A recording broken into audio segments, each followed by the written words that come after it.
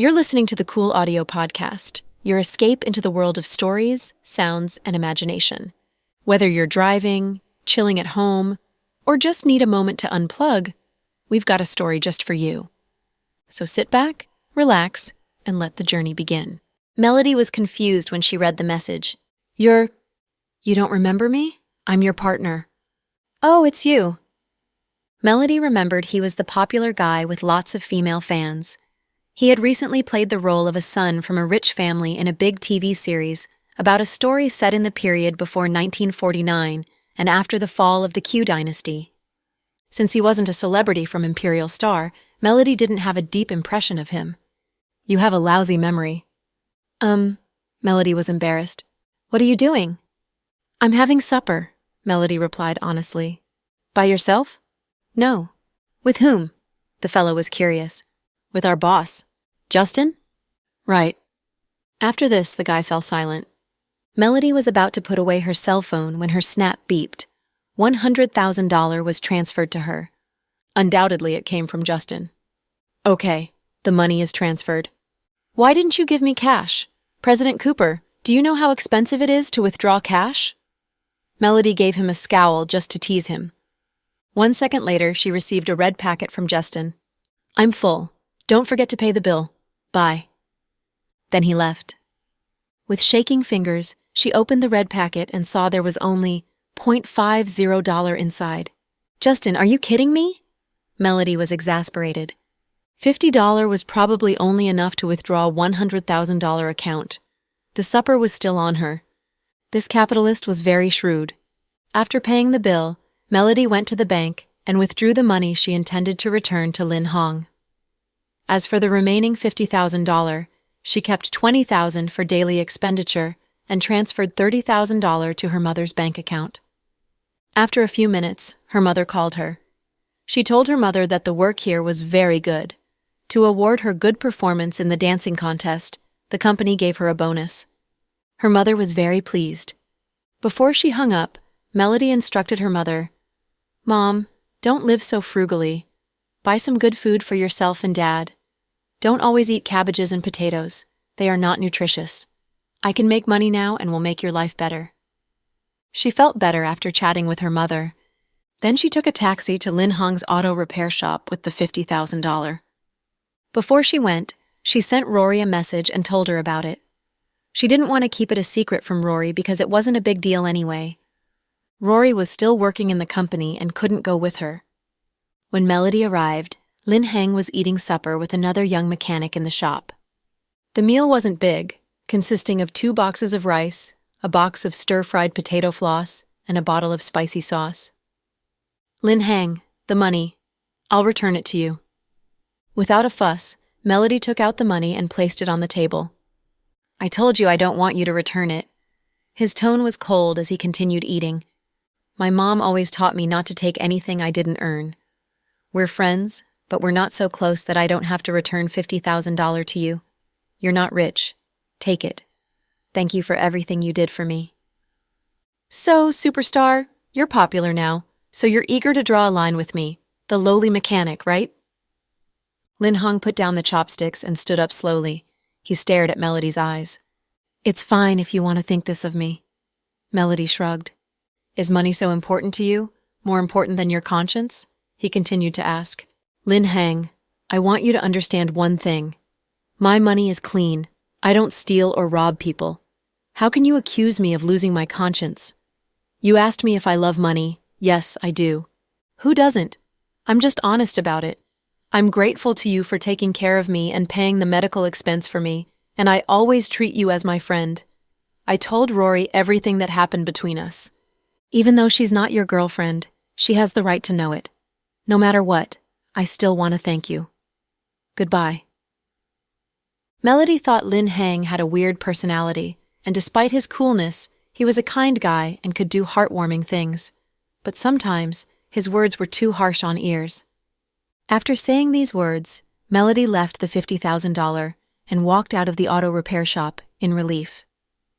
Big Brother Lin, I think Miss Melody doesn't suit you. Forget it. Rory is a good girl. The young mechanic mumbled in a low voice.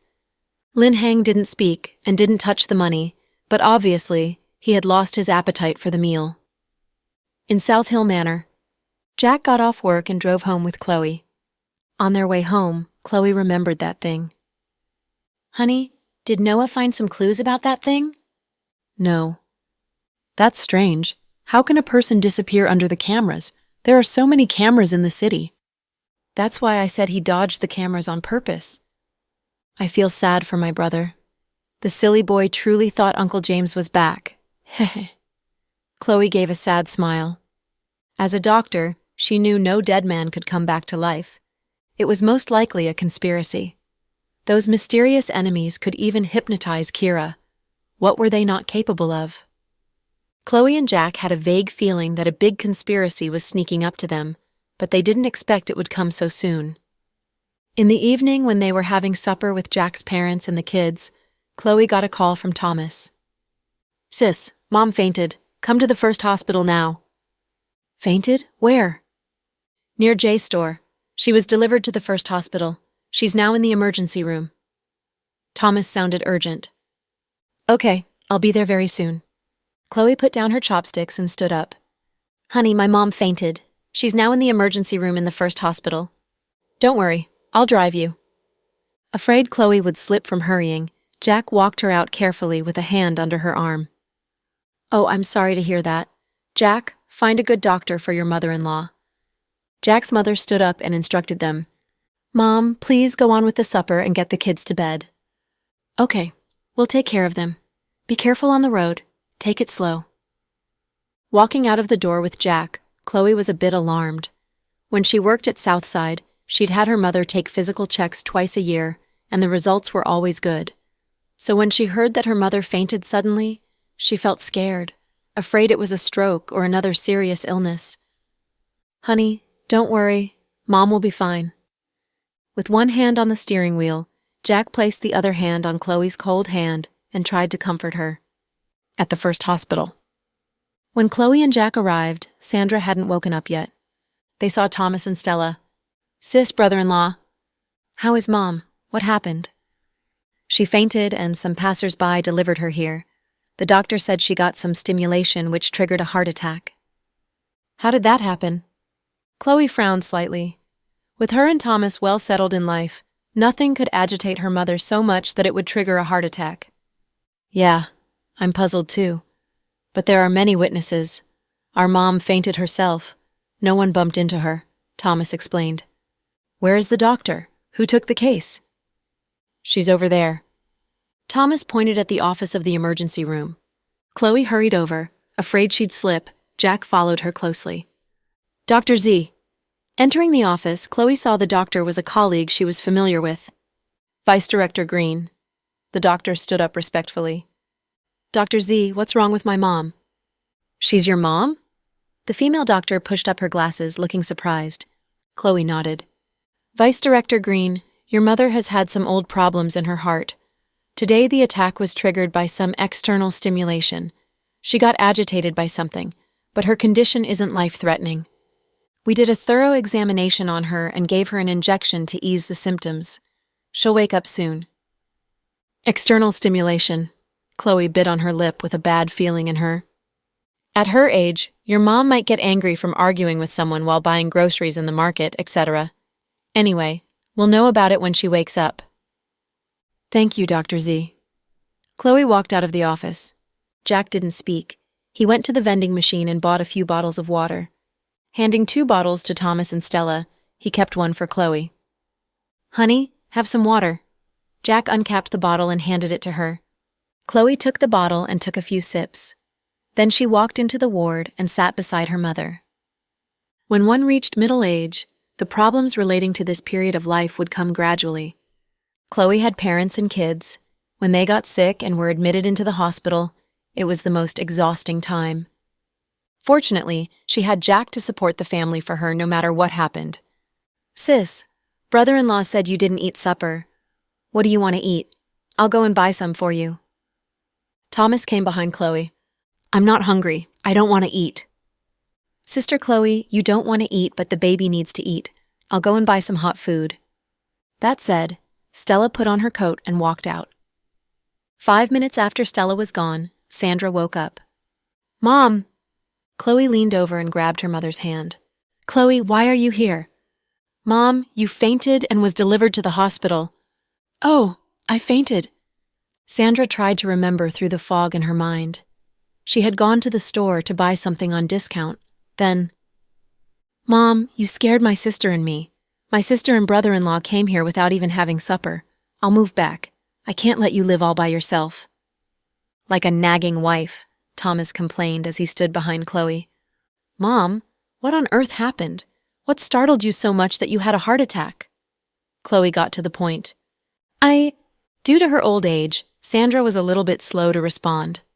Hearing Chloe's question, she tried hard to recall what had happened in the store. "Chloe, I remember it. I saw him." Sandra became emotional and grabbed Chloe's hand tightly. "Mom, don't get worked up. Say it slowly. I'm listening." Chloe stood up immediately to soothe her mother. She rubbed her mother's chest. "Chloe, I saw your Uncle James. Thomas, I saw your father. Thomas, your father is back." Sandra became emotional again and began to cry. "Mom, calm down." "Mom, what did you say? Whom did you see?" Thomas thought he had heard it wrong. Standing behind Chloe, Jack seemed unsurprised by his mother-in-law's words. He had even expected this because Thomas had had the same experience before. "Mom, Uncle James has been dead for many years. Didn't we see his cremation and burial with our own eyes?" Chloe reminded her mother. I know. That's why I got so excited, Chloe." "Mom, did you see him in the store? Maybe it's a person who looks like him?" Chloe asked. No. Not looks like him. That person resembled him. He even wore his favorite red plaid shirt I bought for him. How can I forget? I kept calling to him, but he just didn't hear me. He walked very fast and disappeared in the crowd swiftly. I stood there feeling agitated and helpless. Then, my heart contracted, and I felt nothing. "Sis, I told you I saw—" Thomas was also excited and wanted to say what he saw the other day. "Thomas, let Mom rest. You go and get some boiled water." "Oh, okay."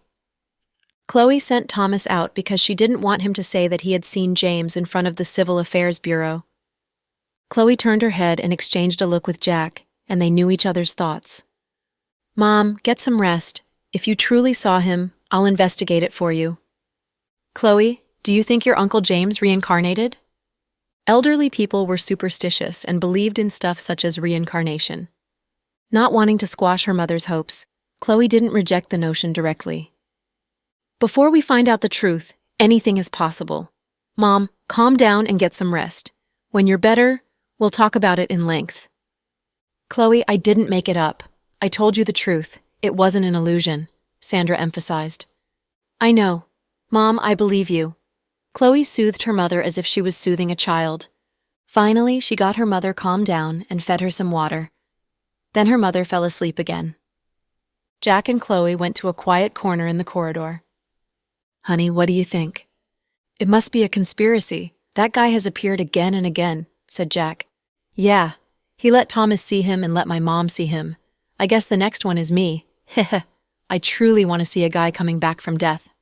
Chloe sneered. "I think it's dangerous for you to see him. I must stay by your side 24/7. Jack had a deep fear that he'd lose Chloe. Chloe didn't speak. She just reached out and held Jack's hand tightly. "Honey." "Yeah?" "I feel I've brought you lots of trouble after you married me. I feel I might have been a jinx in my last lifetime." "Nonsense. You're the greatest treasure in my life." Jack didn't want Chloe, who was about to be in labor, to be troubled by these thoughts, but he knew now was indeed an eventful period. Then they returned to the ward. While Chloe stayed in the hospital to take care of her mother, Jack went to the company, but he left 12 bodyguards to protect Chloe. Yeah, you didn't read it wrong. 12 bodyguards. Usually he sent 6 of his best bodyguards to protect Chloe, but this time, probably because of the frequent appearances of the guy resembling James, he doubled the number. The bodyguards were stationed both in and out of the ward. They included 2 excellent female bodyguards who'd stay with Chloe when she changed clothes or went to the washroom. Obviously, Jack was on the highest level guard and put his wife under protection 24/7. Meanwhile, he planted more guards in and around South Hill Manor and the twins' school. Jack hadn't been so tense before. Instinctively, he felt a dangerous figure was sneaking up to them. They might have set a trap and were waiting for their prey. On his way to the company, Jack got a call. Seeing the familiar number, he lowered his voice when he answered it. Fiona. Fiona hadn't contacted them for a long while, so Jack knew Fiona was up to something. Brother-in-law, I'll keep it short. First of all, I don't have that secretary's daughter. I know. Jack knew she referred to Elsie. Second of all, the rumors say I have her. I don't want to take the blame and will investigate the issue, but you must be on extra guard. I'm afraid some people will target my sister for the bounty when they find they can't get me. Okay. Jack knew Secretary Rue had been privately searching for his daughter with government forces. Besides, he even put up a bounty of $80 million for Fiona's head. So many people were searching for Fiona to rescue Elsie and get the money. Some might turn their eyes to Chloe because her identity was no longer a secret. I might go to Southeast Asia to handle some business. If it goes well, I'll find a chance to go back and see my sister. Now is an eventful period and you still want to come back? Jack frowned in disapproval. It'll be fine. They can't get me. That said, Fiona hung up. Due to their different personalities, Jack would never like women like Fiona. Luckily, she was only his sister-in-law. Her overbearing and arrogant personality didn't allow anyone to question her decisions, giving great pressure to people around her. So Jack admired Riker, who had loved Fiona for years. Riker seemed to be used to everything Fiona did, on a private plane. Psycho Riker, do you think I should go back to the country first and kill that old guy who wronged me? Fiona had a toothpick in her hand, and on the tip of the toothpick was a small piece of watermelon. He's a poor guy who lost his daughter and you still want to kill him? What's your logic? Riker replied as he continued playing the mobile game. To be honest, I don't like that old guy, Rue. Why don't you say the reason you don't like him is that he fired your sister Chloe? Riker hit on the real reason. You're right, I won't deny that. Fiona never disguised her desires and her wildness. She was frank and crisp whenever she wanted to kill someone. Psycho Riker, your second elder brother has been missing for a long time now. He hides in the Golden Triangle and doesn't dare to show his face. He even doesn't dare to contact your father. Is there a conspiracy going on? Don't mind him. No matter what tricks he plays, there's nothing new. On his cell phone, the game showed he was victorious. Putting down the cell phone, Riker stood up and threw his arms around Fiona. What are you doing? Fiona blushed at this sudden show of intimacy. Her subordinate brought them desserts. Seeing this sight, he immediately turned to leave the cabin, not wanting to disturb them. Come back, Fiona yelled. Boss, you can eat it after. After what? Bring it here. I want to eat tiramisu. Fiona scolded with a faint smile. Frightened, the guy immediately brought the cake to the table and fled as if he had seen a ghost. Look, Psycho Riker, because of you, my subordinates are now full of dirty thoughts. It's not my fault. They had these thoughts before I came. With Fiona sitting on his lap, Riker sat down on the sofa. He glanced at the tiramisu and said, Fiona, I want to eat it. Go ahead. Feed me. Don't you have hands? Fiona was a hot-tempered girl and didn't know flirting even if it hit her in the face. No. Psycho Riker, you're good. Resigned, Fiona forked up a small piece and brought it to his lips. Eat. Why are you staring at me? Feed me. I'm feeding you. By mouth. Do you want me to feed you with an AK-47? Fiona pointed at the machine gun in the corner. Fiona and Riker were different from all the other couples in the world. They knew nothing about romance, flirting, heartwarming little gestures, or pleasant surprises. They depended on each other to escape from attempts on their lives and to hunt down their enemies. They made narrow escapes again and again in the rain of bullets. For them, the biggest problem wasn't making their love sweeter, but that they could see tomorrow's sun. So their personalities were different from ordinary people's and didn't worry about trivial stuff. In the Chase Corporation. Case had been worried after the board meeting. In fact, the exposure of him staying in a hotel room with Zuri turned out to be a blessing for him because the news about them getting back together pushed up the prices of the two families' shares.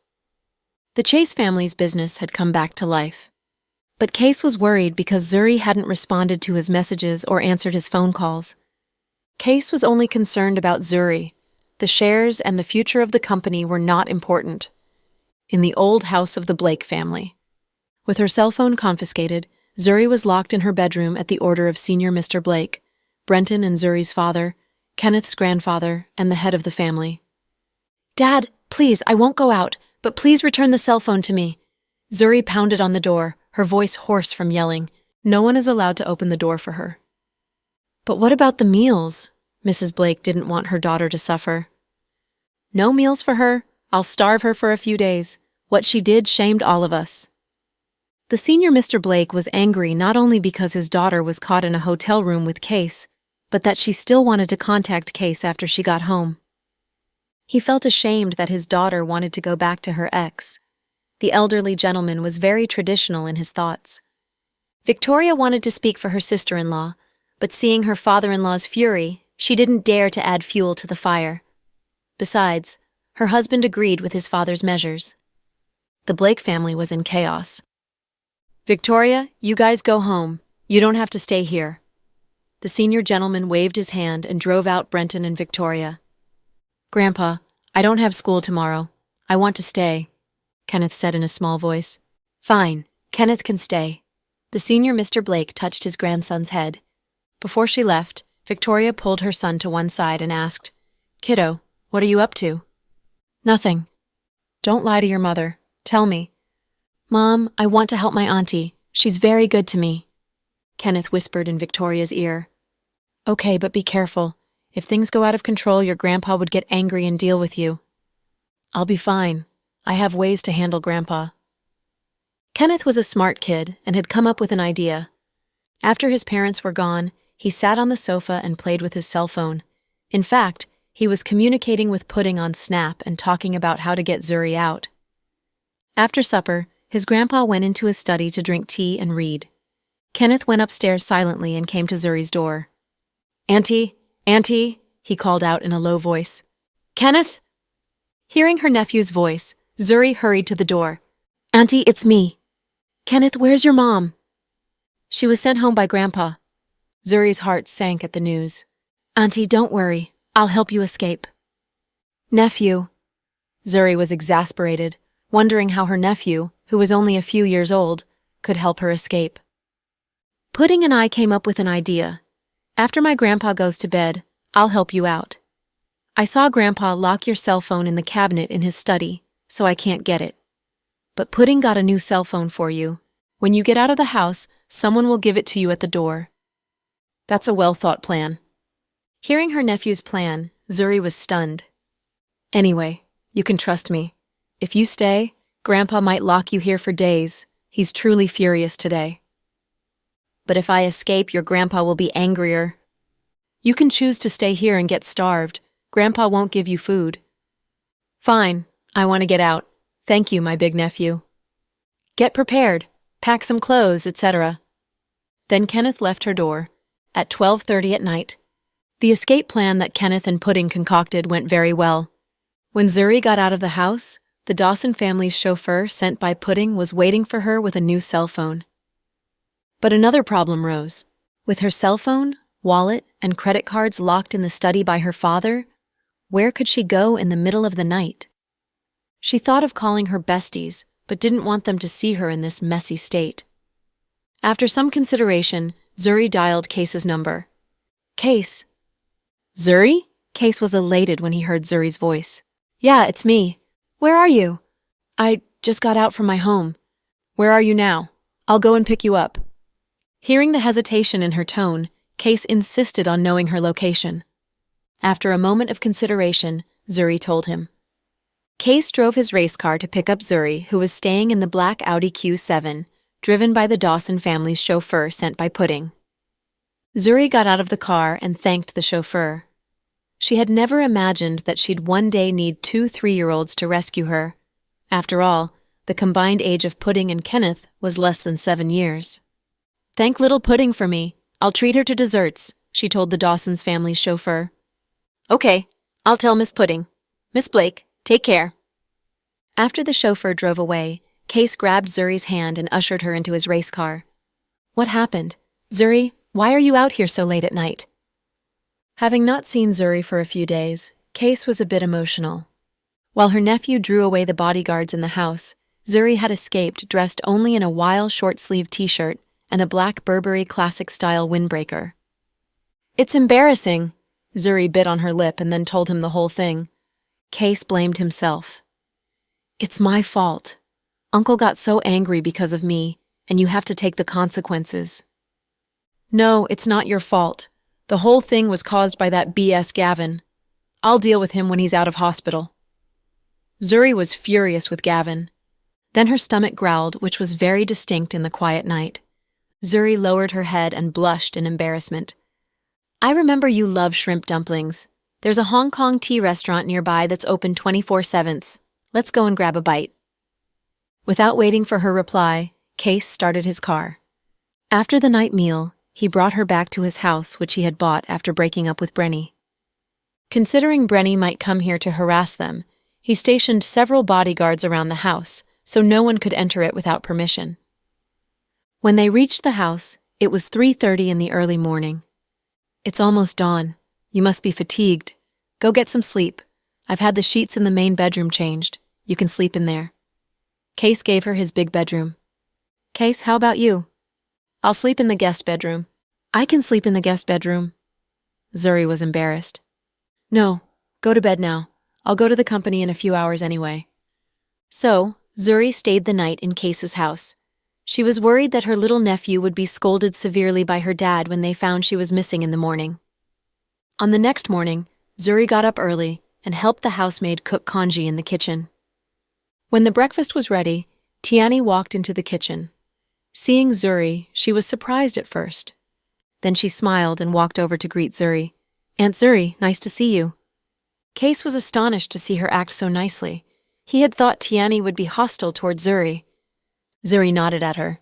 "Tiani, Aunt Zuri will stay here for a few days." "Really? That's great. I was feeling bored staying home by myself." Tiani looked happy. Zuri was surprised at the drastic change in Tiani's attitude toward her. At breakfast, Tiani kept putting food onto Zuri's plate. She looked to be very fond of Zuri. Case remembered what Tiani had told him and found it was hard to tell whether what the kids did was sincere or faked. After breakfast, Case went to the company. Before he left, he gave Zuri a black gold card and $50,000 cash. Half an hour later, some saleswomen from luxurious brand shops delivered clothes and shoes of her size and some bags. Zuri was extremely flattered by his attention. She had never imagined that Case would one day dote on her so much. He hadn't done this even during their honeymoon. He was spoiling her. She logged into her account and received messages from Case. "You came out home in a hurry and didn't bring many clothes, so I bought you some. Do you like them?" "I do. They are very good." "I only bought you 3 bags. I'll take you to go shopping during the weekend. The black gold card is my additional card. It has 6 million credit." "Case, thank you. I think my dad will calm down soon and I can go home to get my own bank cards and ID." "Don't worry. Tell me when you need something." After her talk with Case, Zuri glanced at the new bags and clothes delivered to her and felt as if she was in a dream. "Aunt Zuri, will you marry Uncle Chase again?" Tiani ran into her room dressed in a white cotton sleeping gown. Barefooted, she looked pure and innocent with her hair down. In fact, she couldn't answer the question. She couldn't say no because she wanted to marry Case, but she couldn't say yes either because her family was strongly against it. "I truly don't know. Aunt Zuri, Uncle Chase knows he made a mistake. In fact, it's not Uncle Chase's fault. My mom is a bad woman who's made lots of mistakes and made Uncle Chase unhappy. Uncle Chase is very kind and raised me, a kid who has no blood relation with him, as his own daughter. I regret that I made many mistakes and disappointed him." Zuri was astonished to hear the words, thinking the girl had matured a lot in mind. "Aunt Zuri, I hope you can stay with Uncle Chase. I know he loves you. I don't know what happened lately. I'm a kid and don't quite understand such things, but I know he hasn't slept well. But last night, he slept soundly. I hope you can give Uncle Chase a family." Tiani, you don't hate me? If not for me, maybe you and your mom. Even without you, my mom wouldn't have had a future with Uncle Chase. A woman like her doesn't know gratitude, so she'll never have happiness. Tiani's words sounded strange coming from a child's mouth, but they made sense. Tiani, who told you this? No one. I'm not stupid and understand the situation. My mom, no, Brenny Green, is unredeemable. I think she's crazy. Everything she does is crazy. If not for Uncle Chase's kindness, she would have died 80 times now. Still, she paid back his kindness with hatred. Uncle Chase is really pitiable. Aunt Zuri, please don't leave him. If you don't like me here, I can leave. You can send me to an orphanage or a family for adoption. I just can't stand in the way of Uncle Chase's happiness. Tiani even shed tears, and Zuri's heart ached for the little girl. In her eyes, Tiani was a poor, fatherless girl who didn't have her mom by her side. Tiani, you're not the reason. There are family conflicts involved. Aunt Zuri, if you like, I want to be a daughter for you and Uncle Chase. From now on, you two are my dad and mom, and I'll take care of you when you're old. When you have a son, I'll be good to him. Trust me. It's too early to talk about that, Tiani. Zuri changed the subject. When Zuri began putting things away, Tiani returned to her own room. Standing before the long mirror, she revealed a faint smile. Haha, that woman is indeed a dumb girl with a pretty face. No wonder she lost to my mom. Now she's eating out from my hand. In South Hill Manor. Pudding, what are you smiling about? Oh, nothing. Pudding sounded evasive. I don't believe you. Give me your cell phone and I'll check. Chloe extended out her hand. Mom, this is my private stuff. You can't see it. Then tell me what happened. You've looked secretive the whole morning. Haha, fine, I'll tell you. Mom, I helped Kenneth's auntie escape from the Blake family's house. What? Chloe frowned. Pudding told Chloe about the plan concocted by her and Kenneth. Chloe was dumbfounded, but that wasn't the end of it. Pudding said, Mom, do you know how furious Grandpa Blake was when he found out what had happened? Then you got Kenneth in trouble. Of course not. I'd come up with a plan to help him get away with it. What plan? Fake illness. I told him to stay under thick covering for a long while and then drink lots of hot water and sweat a lot. He even ate areca. So, he faked a fever in front of Grandpa Blake. His grandpa loves him and didn't hold him to it. You're indeed resourceful. Chloe had nothing to say to her super smart daughter. Honey, come here. What is it? Honey, your daughter is a genius. Don't make a fuss about it. It's a tiny thing. Mom, if you knew how much I've made on shares, you'd pass out. So, how much have you made, Miss Dina? Chloe crossed her arms before her chest and looked at Pudding, who had an iPad in her arms. Mom, she made $150 million. The baby voice came from Little Bean, who was standing behind Pudding. Ever since she knew her sister had made a fortune, Little Bean was cozying up to Pudding. Pudding was pleased and sent her many red packets. They amounted to almost $60,000 in cash. Are you kidding me? Chloe didn't buy it. She had always thought her daughter was just playing on the stock market. But, if you don't believe me, you can ask your husband, Pudding said to her mom. Chloe slanted a glance at Jack. It's true. Your daughter is a genius. Jack said the same words back to her. My goodness, $150 million. Don't pull my leg? Maybe it's in Japanese yen or Korean won? Chloe was still doubtful. What would you say if I told you it's in USD? Pudding lifted her chin and asked. No, I'm dizzy. Chloe felt her brain refuse to process the situation. She hadn't paid much attention to the kids, especially Pudding. The girl was very mature for her age and didn't need Chloe to do anything for her. The kids had their grandma and housemaids to take care of their daily needs. They had a chauffeur and a team of bodyguards to escort them to school. They had private tutors to help them with any difficulty in their studies. So Chloe had focused all her attention on work and didn't spare much thoughts to Pudding. When she heard Pudding made so much money on the stock market, she just couldn't believe it. Jack was calm because he had taught his daughter how to speculate on shares, even though she was talented in this area. As for the hacking skills, she had learnt a little from Fiona. Of course, it was only a little. If she had learnt all the skills, she'd be invincible. Of course, we must admit Pudding was highly gifted. Mom, don't worry that you lost your job. The money that Daddy and my sister make is more than we can spend for the rest of our lives, Little Bean said cheerfully. Daddy, you know why I have nothing to do each day, right? There are too many geniuses in our family, so I can have fun each day until the end of my life. Little Bean lifted her face at Jack brazenly. So you found an excuse to live a good-for-nothing life? Pudding slanted a cool glance at Little Bean's chubby face. No. Your auras are too strong and completely overshadow me. So I'm willing to be an insignificant grass. I leave all the fame and honor to you guys. Daddy is the youngest, handsomest, and most excellent CEO in Asia. Mom is the youngest hospital director in the country. My sister is the greatest figure in the stock market.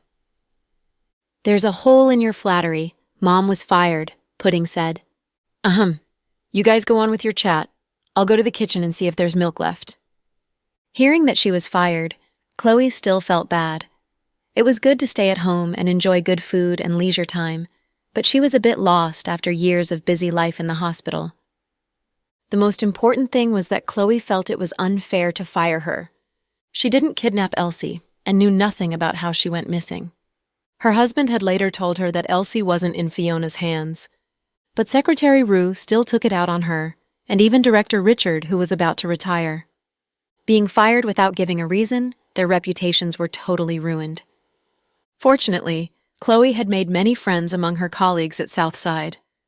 After she left, many previous colleagues and subordinates often comforted her and asked after her on the phone or Snap. Jack followed her into the kitchen and poured a glass of warm milk for her. Honey, has Pudding really made so much money? Yeah. She can't go on like this. She focuses her attention on speculation of stocks instead of her studies. Chloe still felt doubtful. What's the purpose of studying? People study so they can have the ability to make money, right? Jack chuckled. You're right. Don't worry. Pudding likes speculating in the stock market. You didn't see how enthusiastic she is about it. On the morning after the scandal about the Chase and Blake families came out, she had bought lots of shares under the two families. Sure enough, they've hit many limit-ups now. She has talent for it. I'm sure she'll do well in it. Fine, you're all geniuses. Not at all. In our family, Dr. Green is the only genius. Jack smiled tenderly. No. Your Dr. Green became dumb after her pregnancy. Her IQ has lowered to 0. Okay, no kidding. Do you want to go to the company with me today? No, I want to go and see Melody first. Melody? Chloe nodded. You care for her. Of course. I have a feeling that she might hit it off with Justin. Are you serious? Jack looked incredulous. It's just a feeling. Well, at least Justin has a good opinion of the girl. Melody is frank and honest. I find it's comfortable to talk to her. Okay, I'll have a chauffeur and bodyguards go with you. Be careful. Okay. They parted at South Hill Manor. While Jack drove to the company, Chloe went to the headquarters of Imperial Star.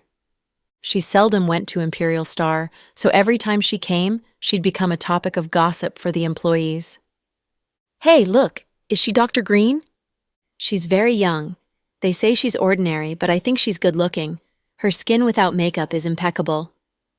Yeah, she looks elegant and amiable, much better than those women with a pretty face but an evil character. I admire Dr. Green. Do you know how inspiring her life is? She grew from a nurse to the director of the hospital. She's a genius. Yeah, I heard it too. It said she's the youngest hospital director in the country. Many senior medical experts like her very much. Wow, she's awesome. Who'd not like a woman like her? No wonder our President Cooper is fascinated by her. Shush! People might hear you guys gossiping.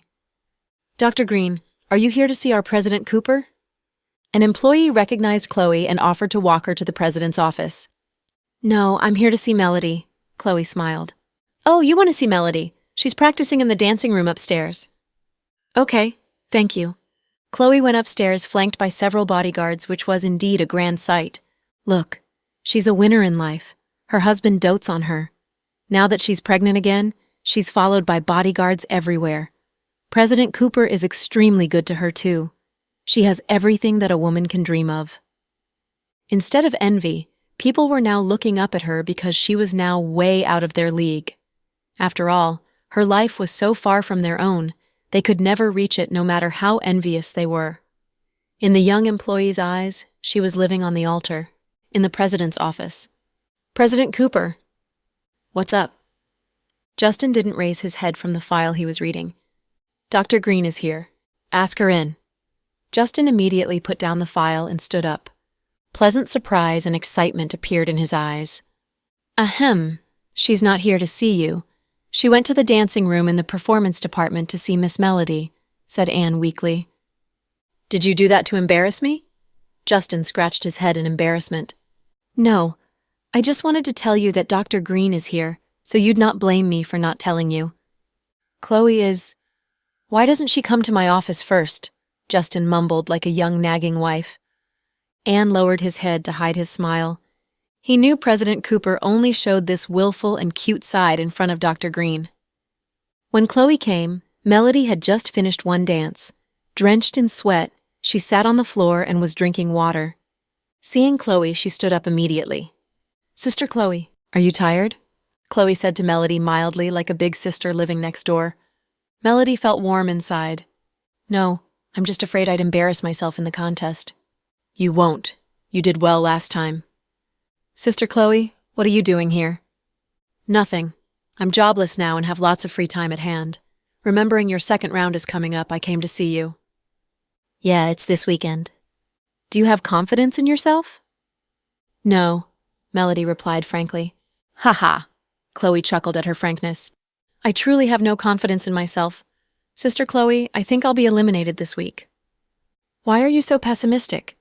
"It's not pessimistic. They are so good. They dance well and are popular. I'm the most unknown one." "Believe in yourself. I'll root for you. I've made a bet that you'll win. If you fail, I'd treat your President Cooper with a feast of seafood." "Ha ha, you bet with Justin? Then I'm sure you'll lose." Melody's mood lightened and she felt relaxed due to Chloe's casual manner. Chloe took out some facial masks from her bag before she left. These are a few facial masks developed by Avery's newly established biotech company. She said the ingredients are pure herbal, and even pregnant women can use them. "I applied one last night and found it's quite good. You must try it. You stay up very late, and your skin is showing the effects." Chloe didn't bring Melody expensive gifts, just a few facial masks. After returning to the country, Avery established a biotech company to make facial masks because she found the market was full of fake products. She employed some professors at a high price to develop new products. She had given some masks to Chloe to try the effects because these masks contained no hormones or chemicals. Melody took the masks happily. "Great. My face feels dry lately. Thank you, Sister Chloe." "No problem. Go on with your practice. I'll go to Justin's office and have tea." Then Chloe went upstairs and bumped into Justin, who was walking out of his office. "Ha! I was about to go and get you. How can you not come to me first when you're in my company?" Justin chuckled. "Here I am. I didn't forget you." Chloe entered the office while her bodyguards stayed outside since they knew she was safe with Justin, and immediately brought in a mug of warm milk to her. "Hello, President Green." "Thank you, Anne." Taking the milk, Chloe sat down on the sofa in Justin's office. "Dr. Green, are you feeling bored after losing your job?" "Very bored." "You can come and work for me. I need a girl to make tea for me." Justin teased her. "Okay, but you'll get the bad end of the deal. I'll be in labor soon, so I'll ask for maternal leave the moment I begin working for you. After the leave, I'll quit my job." "Haha, it means you'll pay me several months' salary for nothing in return." "I didn't think of that. You're a genius." Justin admitted defeat to her quick thinking. "Chloe, you're good to Melody, visiting her so often." Justin was puzzled. "President Cooper, you're good to Melody too. Among the many performers in your company, you only promote her, right?" For a second, Justin didn't know how to answer the question. I did it because she's your distant relative." "Don't play dumb with me. Didn't you investigate and find out she's not my relative but a girlfriend your mother found for you?" "You know that?" Justin looked at Chloe in surprise. "Yeah, as you said, I'm a genius." "Fine, genius. What are you doing here today? You came to gossip with me?" "Yeah, I came to see which stage your relationship with Melody is in right now." Justin was surprised. "No kidding, what relationship? I'm her boss and she's my employee." For now. But it might change in the future. Chloe lowered her head with a smile and sipped her milk. Hey, I say, little Chloe, what do you mean? Justin didn't quite understand. Nothing. You only offer me milk? What do you want? Justin was puzzled. I'm pregnant. I'm starving. Sis, you know what time it's now? Didn't you have lunch? I did, but I'm hungry again. Fine. I understand why people say pregnant women have big appetites. Tell me what you want to eat. Justin was resigned. I want to eat soup dumplings and roasted duck. Fine. I'll have him go and buy it for you. The food will be cold when he comes back.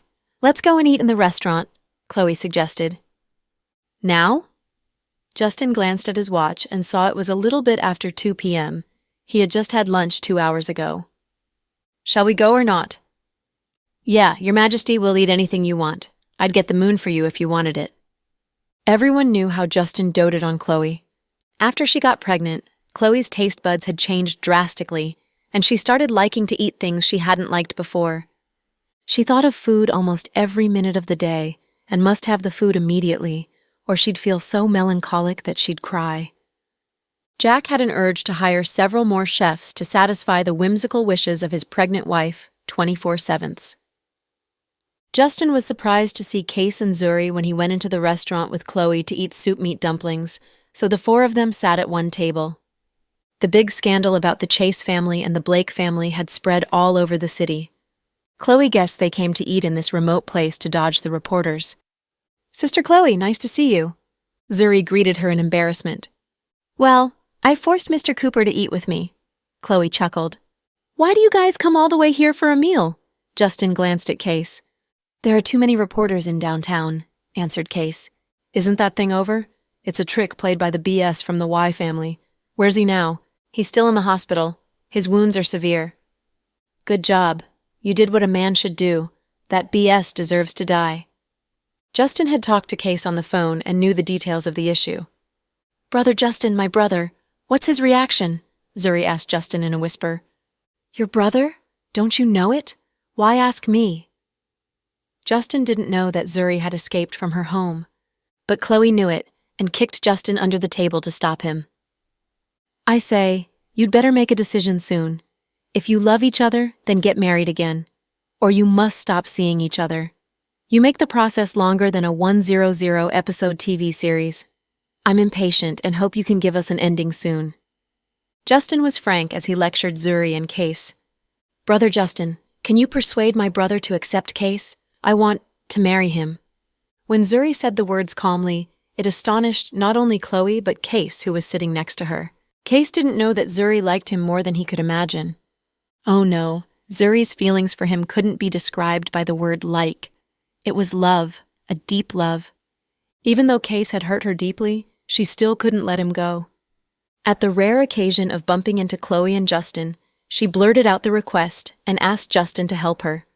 After all, Chloe and Justin were the center of their circle of friends.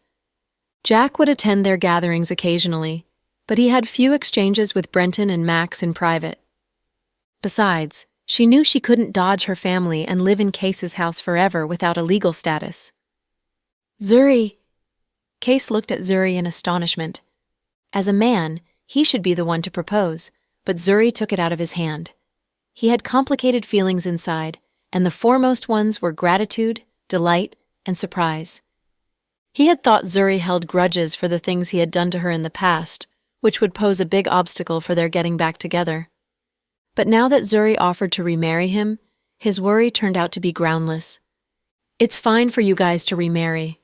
We can see you two still love each other after all the things you went through. But even if your second elder brother and other members of the Blake family agree to your marriage, can you have a peaceful life together? Don't forget Brenny and her daughter are standing between you. Despite his hot temper, Justin was a considerate man. He had talked about this concern with Brenton. In fact, everyone could see that. If Brenny continued with her crazy behavior and caused scenes for them once for a while, Zuri and Case's life would be difficult. Chloe glanced at Justin appreciatively, thinking he was right. I'll solve the problem of Brenny. Case seemed to have made a decision. It was a promise not only to Justin, but also to Zuri. Then, I'll try.